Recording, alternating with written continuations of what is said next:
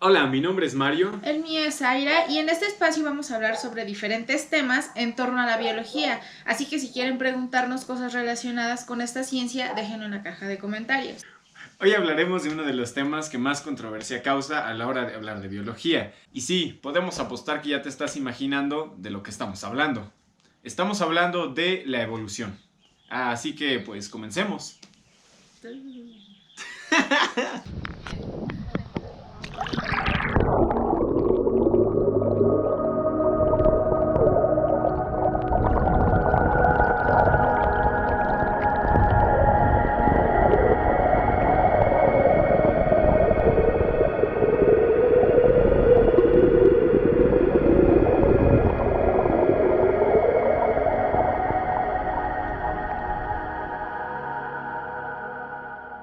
Quizá hayas escuchado la idea de la evolución como la supervivencia del más apto, o te hayas hecho una idea que te metieron los medios con esta imagen.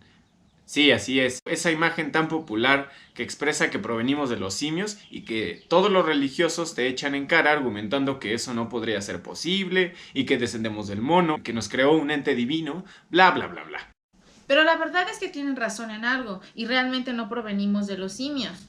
Sino que tuvimos en un pasado un ancestro en común, como siempre se ha expresado en aquellos árboles filogenéticos presentes en las revistas, artículos y libros científicos. Pero no, la gente prefiere tragarse ese cuento del falso marketing proveniente de las pseudociencias, como la metafísica, que siempre es lo primero que uno tiene al alcance y es lo más fácil de digerir. Hablar de este tema realmente es bastante difícil, ya que podemos encontrar la palabra evolución en muchísimos textos de revistas, de libros, artículos científicos en cuanto a biología se refiere, pero que pueden aplicarse a la perfección en su propio campo de estudio. Por ejemplo, no existe solo la evolución biológica, sino también la química, además de los seres humanos haber conceptualizado su propio sistema evolutivo, sin siquiera darnos cuenta. De ello parten ramas dedicadas a la evolución social, a la evolución cultural, psicológica y todo lo que ello implica, pero nos estamos alejando del tema. Entonces, ¿de dónde viene la conceptualización de la evolución biológica? La verdad es que la idea de la evolución ha acompañado al hombre en casi todos sus inicios, pero como ya sabemos, la idea de evolución moderna proviene desde el siglo XIX, con toda la gama de aquellos naturalistas que ayudaron a construirla y de los que hablaremos un poco más adelante. No se puede conceptualizar el término evolución sin antes comprender cómo es que surgió. Y, afortunadamente, se sabe que la evolución en el ámbito de la embriología, término que se emplea para referirse a ideas que dan cuenta del cambio ontogénico o de su desarrollo en los organismos. Pero hay que comenzar con un poco de información sobre aquellos personajes que fueron precursores del término evolución, que gracias a los trabajos, investigaciones que ellos hicieron, pudo llegarse a esta palabra de la que ahorita estamos hablando. ¿Qué palabra te refieres? ¿A evolución? Pues sí, ¿no? Evolución. Ok, bueno, el anatomista suizo Albrecht von Heller lo emplea en 1744 para caracterizar a la embriología preformacionista de Jan Swammerdam, quien a su vez lo describió así por los experimentos que realizó con insectos. El preformismo recibió enorme apoyo del también suizo Charles Bonnet, quien a través de la partenogénesis en áfidos, sí, esos bichitos pequeños verdes que ves en las plantas, que les llaman pulgón, ¿no? Sí. Bueno. Él propuso que dentro de un embrión estaba ya presente la siguiente generación, encapsulada. A lo que se refiere a la teoría de este personaje es que Dios habría creado un gran número de gérmenes, cada uno encapsulando una miniatura adulta, de cierta forma adulta, que se desarrollaría hasta alcanzar el estado de madurez. Su doctrina implicaba que la raza humana entera existía ya en las partes íntimas de nuestros antepasados, Adán y Eva, como muchas veces se nos ha hecho saber en la Biblia, en la historia bíblica, bla bla bla. Y por esta razón todos los humanos habían sido condenados por su pecado. Por otro lado, William Harvey mantuvo el punto de vista contrario. Sostenía que el desarrollo embrionario no involucraba solamente el crecimiento. Para él existían dos tipos de desarrollo ontogénicos individuales. Y realmente todos en algún momento hemos escuchado estos dos tipos de desarrollo ontogénico que existían para William Harvey. En este caso, el primero la metamorfosis y el segundo el proceso de epigénesis. El de la metamorfosis explicaba que por la que todos los órganos de un insecto se transformaban simultáneamente. y en el proceso de epigénesis era en el que los órganos de animales superiores se desarrollaban en secuencias, cambiando de una condición amorfa homogénea a un estado articulado y heterogéneo. Ya hasta el siglo XVIII, muchos embriólogos detectaron en el desarrollo del feto no la expansión del ya formado adulto de la especie, sino el desenvolvimiento serial de las formas de especies más primitivas. El embrión parecía recapitular secuencialmente las especies antecesoras, desde el unicelular cigoto, equivalente a un ser unicelular, hasta los animales que van pasando en su desarrollo embrionario. De esta forma, pasando por todas las formas anteriores en la serie animal. Así, el término evolución se utilizó como un sinónimo de desarrollo, significado más cercano a la epigénesis que al preformismo.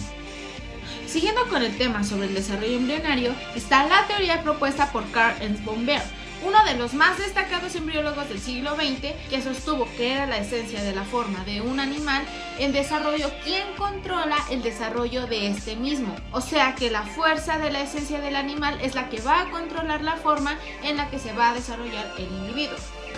Con una visión evolucionista o sin ella, el recapitulacionismo en sus diversas modalidades tuvo una relación con el posterior surgimiento de la idea de ancestría común a Darwin. Qué complicado todo este rollo de la embriología. Pero, pues, ¿qué les parece si pasamos a la parte más importante de todo esto? Bueno, de la historia de la evolución. Y vamos a pasar ahorita a la primera teoría de la evolución que todos hemos escuchado. Un aspecto clave para la formación del concepto evolución fue, sin duda alguna, el impulso teórico que dio Lamarck. Todos hemos escuchado hablar sobre Lamarck, todos hemos escuchado su teoría. Pese a no utilizar el término evolución para describir la transformación progresiva de las especies, Lamarck dejó sentadas las bases de una forma de pensamiento. En una primera explicación, para él la transformación de las especies ocurre debido a dos fuerzas opuestas. La primera es una tendencia natural al cambio. Por lo tanto, y al mismo tiempo, las circunstancias ambientales, siempre cambiantes, no permiten que el plan de la naturaleza se lleve a cabo en el curso que éste se esperaba. Pero hay una variante dentro de esta teoría, ya que los organismos tienen que transformarse no solo porque tienen una tendencia inherente al cambio, sino que también los organismos tienen que cambiar para adaptarse al medio. De ahí surge todo lo que tiene que ver con la adaptación, lo que provoca una desviación del plan de la naturaleza. Por lo tanto, los organismos van a ser resultado de dos fuerzas: la tendencia al cambio de estos y su adaptación al medio.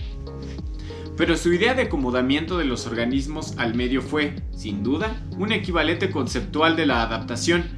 Así, los organismos cambian para adaptarse al medio. Por lo tanto, el ambiente dirige la evolución y el medio informa al organismo las variaciones que requiere para adaptarse. No sé, ¿no te parece eso muy... ¿cómo decirlo? Que todo tiene un sentido al ambiente y no a los organismos, que los organismos son los que tienen que apropiarse de esa realidad en la que están viviendo. Y es aquí donde entramos a la parte que todos nosotros sabemos, que todos nosotros lo hemos escuchado y que más se nos ha enseñado, y es Darwin y la evolución. Que si bien no empleó la palabra evolución en sus trabajos, en sus cuadernos de trabajo y en El origen de las especies, llegó a emplear el verbo conjugado evolucionar.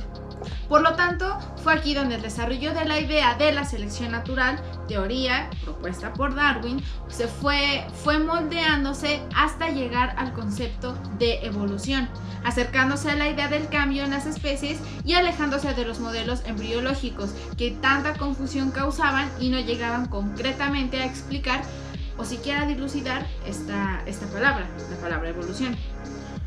Por lo tanto, lo anterior se percibe desde sus primeros ensayos en los que a partir de la consideración del cambio embriológico se estableció un claro paralelismo con el cambio de las especies, siempre con base en la concepción de un proceso de descendencia a partir de un ancestro común.